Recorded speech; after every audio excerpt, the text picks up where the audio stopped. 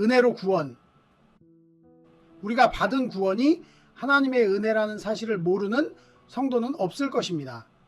그럼에도 불구하고 우리는 가끔 하나님의 은혜가 아니라 자신의 믿음으로 구원받았다는 잘못된 생각을 하기도 합니다. 우리의 믿음이라는 것은 예수님께서 이루신 구원을 마음에 받아들이는 것이지 그 믿음 자체가 구원을 이루는 요소는 아닙니다.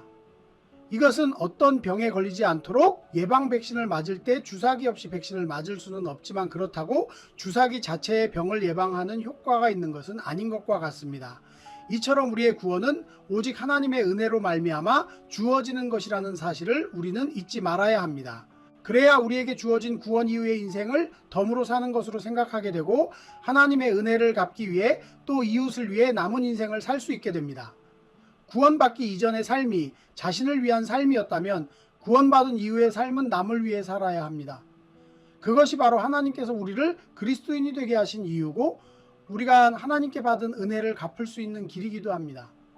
구원받은 우리가 남을 위해 사는 방법은 그들도 우리처럼 복음의 소식을 듣게 하는 것입니다. 사실 하나님의 은혜를 받아들이게 하는 데에도 많은 노력과 희생이 필요합니다. 누구나 그렇듯이 처음 복음을 들을 때에는 그것을 믿기가 쉽지 않기 때문입니다. 믿지 않는 사람들이 복음을 받아들이기 시작할 때에는 복음 자체의 내용보다 전하는 사람과의 관계 때문에 복음을 받아들이게 된다는 사실을 우리는 명심해야 합니다. 그렇기에 먼저 믿은 우리와 믿지 않는 자들과의 관계가 어떠하냐에 따라 복음이 전달될 수도 있고 거부당할 수도 있는 것입니다.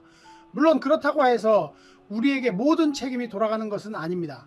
다만 우리의 노력 여하에 따라 또는 우리의 희생 여부에 따라 더 좋은 결과를 얻게 될 수도 있다는 의미입니다. 우리도 그러했지만 불신자들이 복음을 전해 들을 곳은 믿는 우리들이기 때문에 우리를 싫어하거나 우리를 신실하지 못하게 본다면 우리가 전하는 구원의 복음을 받아들일 확률이 적어지게 됩니다.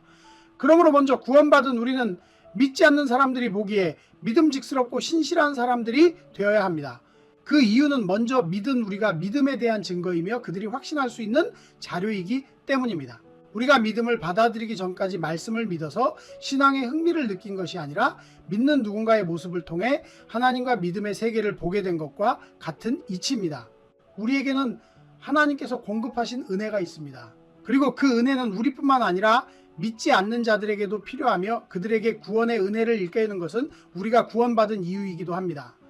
하나님께서는 우리를 부르셨던 것처럼 또 다른 누군가를 부르시며 복되고 아름다운 새 생명의 세계로 이끄시고 계십니다. 구원의 은혜 아래서 새 생명을 얻으신 여러분, 이 구원의 은혜를 전파하는 새로운 삶을 사셔서 천하보다 귀한 한 영혼을 살리는 일에 귀하게 사용되는 주님의 도구가 모두 되시기를 간절히 소망합니다.